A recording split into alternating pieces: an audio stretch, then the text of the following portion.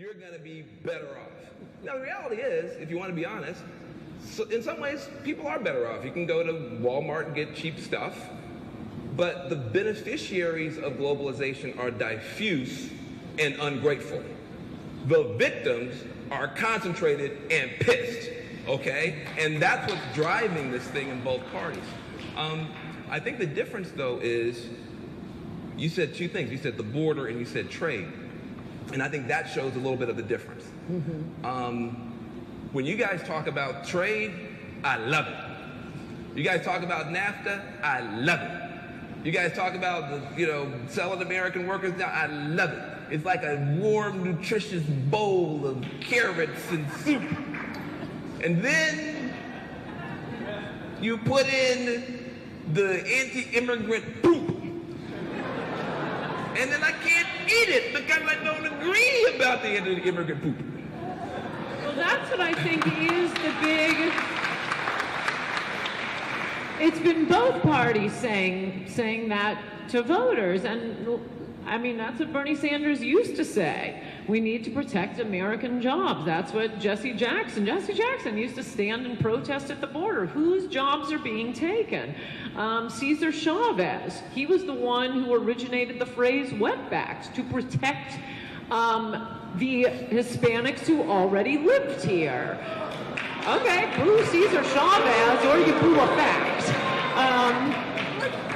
And as soon as Bernie started running for president, I would have agreed with him. I mean, if Trump hadn't come along on trade and on immigration, because he wanted to protect American jobs for the working class. And then as soon as he runs for office as a Democrat, and this is often what happens with both parties, well, okay, sorry, now you have to go speak to La Raza, and now you're for open borders. And that's exactly what happened. 2 weeks after he announced, he spoke to La Raza, changed his position 180 degrees. I think you see a lot of the same thing with Elizabeth Warren. If I listen to her rhetoric, her anti-Wall Street rhetoric, I am second to none in being, anti the bankers and Wall Street and plutocrats who really don't care about ordinary people. There has been a division of the haves and the have-nots like we have not seen in history before, and that is globalism. But as soon as you start running with one of those parties, you have to toe the line and suck up to Wall Street. So let's talk about globalism, right? You mentioned Brexit briefly. I'd be interested in both of your kind of opinions. If you think what happened in England is going to potentially come over here, or if you think it could manifest itself differently here. I think it already has. Yeah, you see it here. Donald Trump got more votes than any Republican in history, and that is with the entire establishment denouncing him. This isn't how it's done, and no, you can't talk about these things. I mean, it really is amazing that it wasn't just the Democratic Party. It wasn't just the Republican Party. It was also the entire media. It's also the entire donor class, all telling him he can't talk about this stuff. And he wins more votes than any Republican in primary history. Yeah, I think for me, the immigration stuff is very painful because I know this is not an abstract conversation for me. I'm very close to folks who are immigrants, who come from immigrant families, immigrant neighborhoods. I did a lot of my work in Oakland, in the Bay Area. I'm very close to a bunch of Muslims. And so for me, it's been very, very difficult this year. First of all, there's just been this complete erasure of even the most recent history. You said we've done nothing on the border. Au contraire. In fact, if you talk to the Latino community, they call President Obama the deporter-in-chief. And the reason they do that is because President Obama, trying to show Republicans that he could be tough on the border, trying to get a deal done, deported more people than any president has ever done, put more personnel and technology on the border than anyone has ever done. We have a net negative immigration now from Mexico, more Mexicans leaving than coming, and it still wasn't enough. The reason that the president then turns around and says, well, I use executive action to go against my own base, outrage my own base, destroy families in my own base, trying to show you that we could cut a deal. Now I'm going to use executive power to do something to try to make it a little bit better. But we can't even share facts. This is the first choose your news election. You pick your filter gives you your facts, and we can't even agree on the basics. It is not true that we have an open border. It is not true the president hasn't done anything. The problem is he got left at the altar when he did.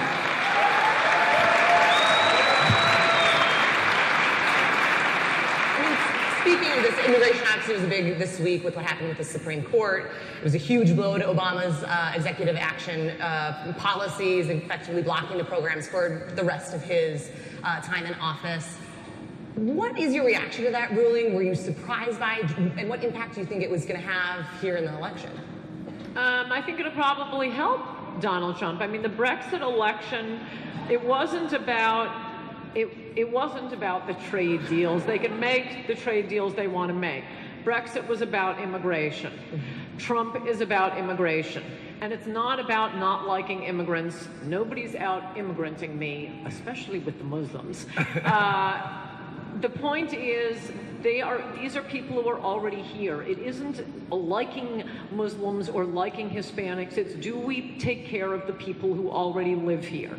And bringing in more and more immigrants, and no, he is not the deporter-in-chief. I know this is very big at the Huffington Post. What they did is they redefined what counts as a deportation. Up until Obama, a deportation meant you were in the country, they caught you and deported you. Obama started counting, turning them away at the border. Well, okay, this is like changing the grade. A passing grade is now going to be 40 instead of 70. And look at all the kids who have passed. So they changed the definition of deportation. Look, the immigrants who are already here are going to be a big part of the vote for Trump. They're the ones whose wages are being driven down. It's not you. It's not me. It's probably not a lot of people in this audience. No, to the contrary, you're very happy because you get such cheap maids. And they're so docile. And you have your chef. And even in LA, you have pool boys even if you don't have a pool. No, this idea that you are the ones who are speaking for low-wage workers is preposterous. These low-wage workers would like a little less competition for their jobs. It is stunning how the very rich have gotten so much richer, and wages, especially for the working class, have been flat for 20 years. Well, they'd like their wages to go up. If we're going to bring in more immigrants, I want them competing with senators, congressmen, journalists, TV pundits, lawyers, not competing with, the guy who does your landscaping. This idea that, you get to bring in all these poor people doing low-wage work. Yeah, it's good for them, and it's good for the rich people who hire them. But don't strut around like you're Martin Luther King. This is good for you. It's bad for your mate.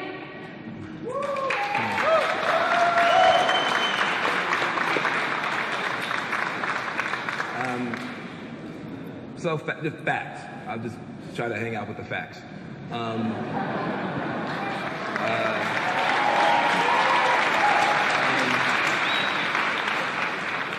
You said that the immigrant existing, I guess, Latino community is going to be the one that stands with Trump because he's so tough on their cousins and their friends. This particular, if that were true, I would be very, very worried because I would feel that maybe somehow I was overreacting to what strikes me as racial hostility to this particular immigrant group. But here's reality. Something very interesting is happening with the Latino community. The Latino community used to be a fiction. Let's be very clear. If you look at the polls in, say, 1989, 1990, 91, you ask people that we now call Latinos, do you think of yourself as a Latino, and do you think you have anything in common with other people who are quote-unquote Latino? Only 20% of people said yes. Why? They said, I'm not a Latino. I'm a Mexican, I'm a Puerto Rican, I'm a Dominican, I'm a Guatemalan, what is this Latino? No, I have nothing in common with those people at all. That's how they felt. What has happened is that people who I think speak in a way that is so loose, I'm just being as kind as I can be, that's so loose, it sounds like they're saying, I'm not saying they're saying this, But when you talk about people that you don't talk to, let's say that again. When you talk about communities you don't talk to, then you wind up making mistakes. And one mistake that gets made by the Republicans, which I appreciate them for doing, I hope they keep doing it, is that they sound like they're saying something like this. All Latinos are Mexicans. All Mexicans are immigrants. Most immigrants are illegal or undocumented. And most of them are rapists and horrible people. But now that's not what they mean to say. But when you talk about people that you don't talk to and you don't course correct for the reaction, now what's happened is more than 50% of Latinos say, guess what? We are a community now. They have been pushed into this identity.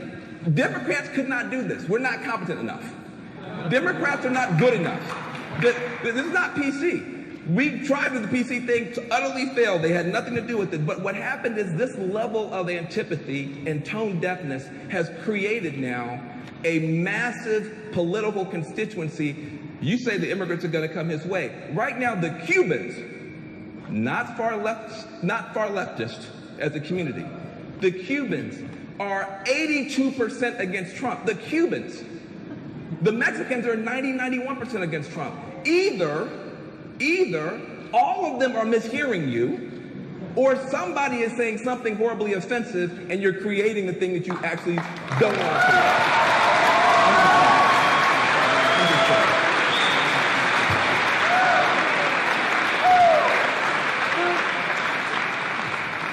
First of all, you claim that I'm not talking to these people who go around calling themselves Hispanics. No, I think that's mostly social justice warriors. I do talk to Cubans, Colombians, Dominicans, and Puerto Ricans. And the idea that they do not see themselves as Cubans, Dominicans, Puerto Ricans, Mexicans, and so on is absurd. My argument is not that suddenly all of these groups are going to vote for Donald Trump. It's that you are not helping them. You claim you're speaking for them, but in fact, you're speaking for yourself as the overlord of the more and more cheap labor coming in. The vote isn't going to go, I think, Donald Trump will get the same percentage of the Hispanic vote that, oh, that's right, every Republican always gets. It's 30%. It doesn't matter if you're George Bush, John McCain, Mitt Romney, Jan Brewer, it's about 30%. Now you'll have all of the people who don't think of themselves as Colombians, Mexicans, Cubans, but Hispanics, La Raza founded by white people, by the way, with money from the Ford Foundation. They'll be ginning up the social justice warriors, so you may not get more of the Hispanic vote. I think Donald Trump absolutely gets more of the African American vote.